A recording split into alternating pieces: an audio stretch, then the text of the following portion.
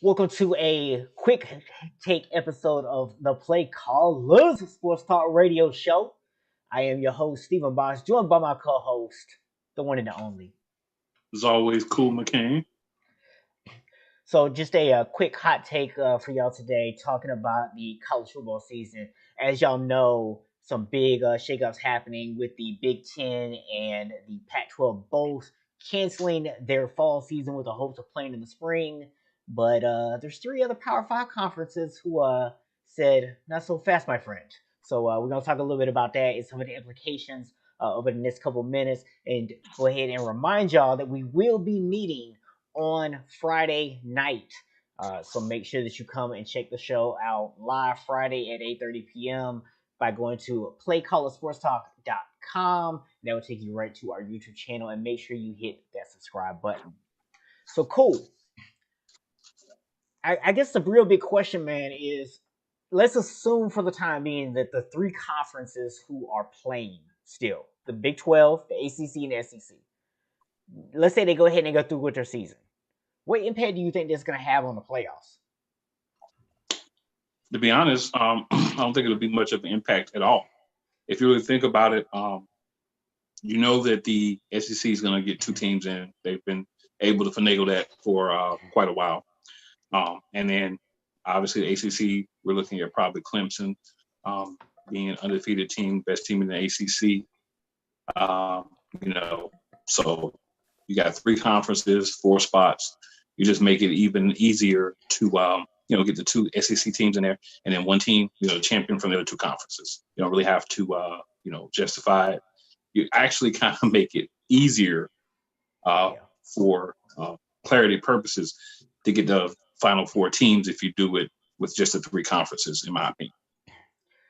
Yeah, you said that they've been doing it for a while, but actually they haven't been very successful getting two SEC teams in except for the 1 year. So it's something that obviously they want to do. They want to be able to do. We've talked on the show before about the media bias for the SEC and how they push that agenda. But this, like you just said, it makes it easier because at the end of the day, you don't have an Ohio State or Michigan or one of the Big Ten teams to compete for that fourth spot. You don't have an Oklahoma who has pretty much been the team to come out of the Big 12 the last 2 years to have an argument to take that fourth spot. And I mean, if we're just being real about it, and unless there's some really big surprise, well, I'm sorry, you do still have Oklahoma, but you don't have to worry about anybody from the Pac-12 is what I meant to say. Trying to claim any of those spots, which they haven't been able to do much of anyways. But it does make it easier for the SEC because if we're being honest, I don't see two teams out of the ACC claiming a playoff spot unless something dramatic happens this season.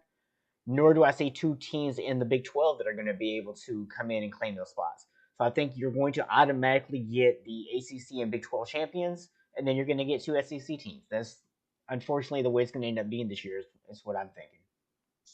Well, if you think about it, they may not actually get the fourth team, the second team in every year. But if you look at the rankings, that team is always like fifth. So when I say they're getting it in, they're positioning a second team. Now, if someone else can make an argument to get that last spot, which has been happening, yeah, but they're positioning two SEC teams every year to get in. It's consistent.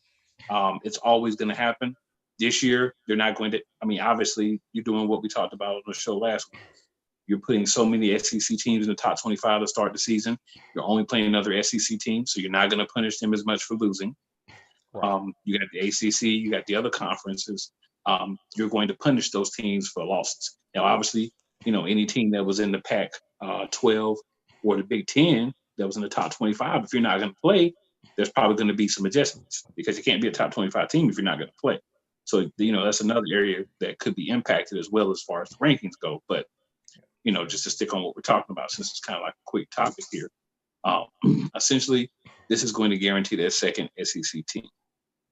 It's always on the doorstep. Yep. They're always right there. This is just going to make sure that team happens. If it comes down to a one-loss Notre Dame and a one-loss Clemson, whoever wins the ACC championship game, that's what's going to get in. There's no other conference that's going to be able to get two teams. This is what the media wants anyway. This is what they try to do every year.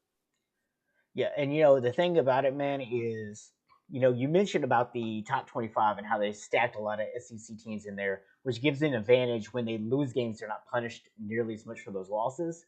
But one thing we didn't even talk about last week, but is valid, is to think about on the other side of that.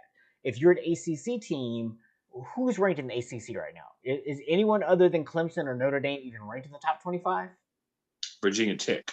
Okay, Virginia Tech. So you got three teams total in the whole top 25 from the ACC that are ranked, which means that even when you're winning games, you're not beating ranked opponents. So that's going to have an impact. Now, obviously, those rankings will change if we only have three conferences playing.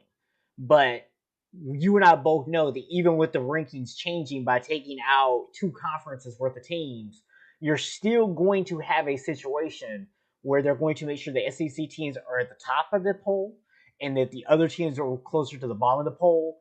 They'll have teams like Clemson, Notre Dame, maybe in Oklahoma. They'll still have them up there in the top, but all the other teams are going to be a lot lower. So your wins, if you're a Clemson or an Oklahoma or Notre Dame, aren't going to mean as much as those SEC wins will, simply by the virtue of the ranking system.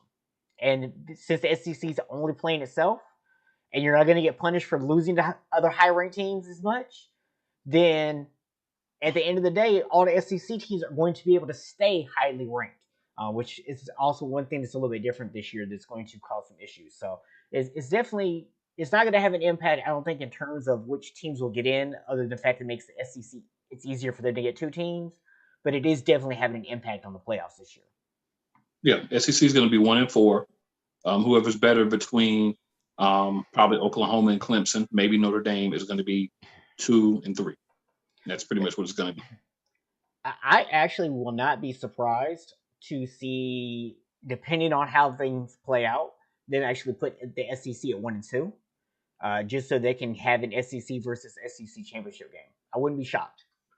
Well, the only problem is they're going to probably still have the championship game. So they're going to have to face each other in the championship game. So one of them's going to get a loss. You're assuming that whoever can come out of the other two conferences is probably going to be undefeated. Yeah. So assuming that, that's why I say 4. That's why I say 1-4. And if two teams in the SEC are undefeated, clearly, we know what's going to happen. Yeah, I mean, it would definitely be interesting. So we're going to go ahead and cut this topic here, keep this short for y'all tonight.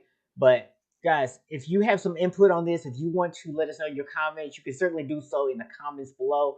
But what we'd really like to see is for you to come join us live on Friday night. We do every Friday, 8:30 p.m. Eastern Standard Time.